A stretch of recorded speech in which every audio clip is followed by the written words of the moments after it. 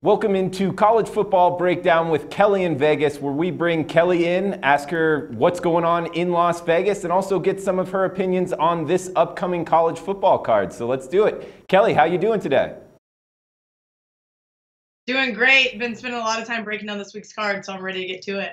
Cool, cool. And, Kelly runs the proxy service in Las Vegas, so knows a lot about news there in Las Vegas in the sports books. What have you heard this week, Kelly? Actually, I just left the Wynn. I was doing a video shoot over there, and I was talking with Johnny Avello, and he was talking about how busy it already is just this week. The Sportsbook was packed, and, he was talking, normally we see a lot of what we call public money come in towards the weekend, but we've seen some money come in and some interesting bets come in so far. Like we said, one of the games we're going to talk about, it's already dropped 3 points, and we've seen a lot of movement in the NFL as well. So lots of fun stuff going on in Vegas right now. Yeah, for sure. Hey, one thing I noticed with Johnny Avello there at the Wynn is a lot of the sportsbook guys like Chris Andrews or Tony Miller, they're kind of like laid back, more like T-shirt, I guess you could say like cheeseburger type guys. Whereas Johnny Avello, whenever I've seen him, he's got kind of like the suit and tie thing going on. Do you notice that going on? I have never not seen Johnny Avello in a suit. I've seen him probably 150 times, and he is always dressed to the nines. Yeah, so what's the difference there? Why is he more dressed like that, and the other guys are just kind of polo shirts and whatever works? I'm not sure if it's just because he's like such an old school guy or what the deal is, but I think that's part of what it has to do with. And then plus you're also at the Wynn, one of the really nice sports books in town, so I think there's kind of a higher level of standard set there. Okay, so it's kind of like he's catering to more of, I guess, the corporate sports bettor? Whether it's a corporate, it's still the Wynn. I mean, everything in that whole hotel is absolutely beautiful. So I'm sure that they demand, that their employees are equally as beautiful. Yeah, so Kelly, let's get right into the college football card. We got Big 12 action here. The Baylor Bears traveling to play Kansas State. Looks like Kansas State open -14. Up to -17 now with a total at 59. So are you agreeing with this market move on Kansas State, Kelly?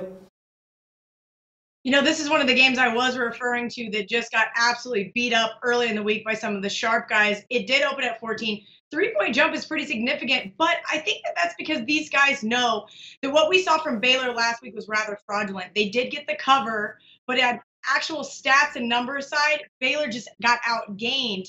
They have no running game, and you have this KSU team off a loss to a mediocre SEC team at best, and then now they had a bye week. So here's Bill Snyder with basically a week and a half to prepare for you.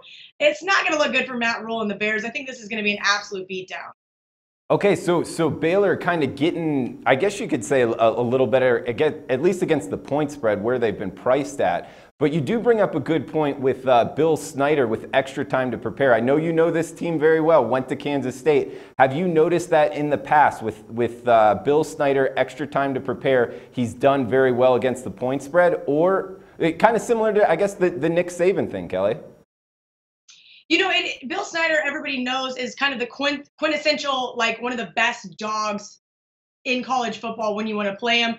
Last year we did see after the bye week not so well. The year before that, though, he was on a nice little run. It's just kind of one of those things where I don't really ever bet Kansas State as a favorite. So when I do, I really like this game. All right, nice. So not only betting with the heart, betting with the head. I like it. Hey, let's move on to the night slate, Kelly. We got two marquee matchups. Game number 199-200. Oklahoma State Cowboys going on the road to face Texas Tech, excuse me. Oklahoma State laying 9.5. Looks like a total of 79.5 or 81, depending where you shop. How are you looking to bet this one, Kelly? So, last week I had TCU circled and I stayed off the game and I kicked myself the entire game. But I want you guys to forget what you saw from that Cowboys team last week. As you know, this line opened at 12.5. It's down to 9.5. Now we get some money coming back on Oklahoma State.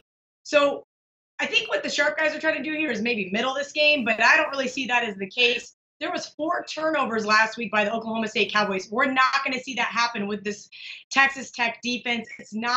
They're just not TCU by any realm of the world in terms of defense. So you have a Texas Tech team last year who beat Houston as 6.5-point dogs.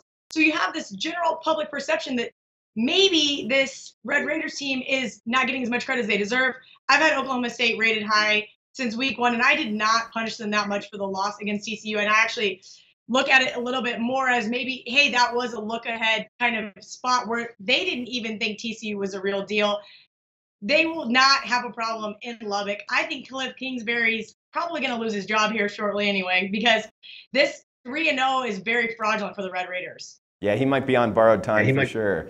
Hey, we got another marquee matchup, 8 o'clock Eastern, 5 o'clock Pacific, 193, 194, the rotation numbers on the betting card. We got Clemson at Virginia Tech, Blacksburg, a very tough place to play, with Clemson laying 7 and the hook. Are you looking to go with the underdog in this one, the home underdog, Kelly? Everybody knows I love the primetime home underdogs, and especially in Blacksburg with this Clemson team. They have only covered 1-4 against the spread in their last 5 games in Blacksburg. I get it. It's going to be a tough game, but I'm not really sold on this Clemson team. In the beginning of the year, I did not have them in my 14 college football playoff. Kelly Bryant is no Deshaun Watson. He has thrown more interceptions than touchdowns. I just think that they're going to be forced to lean on their running game, which is Va Tech's specialty. They have impressed me so far this season on defense, allowing only 41 points. So you know what that means. You got to take the better defense plus the point.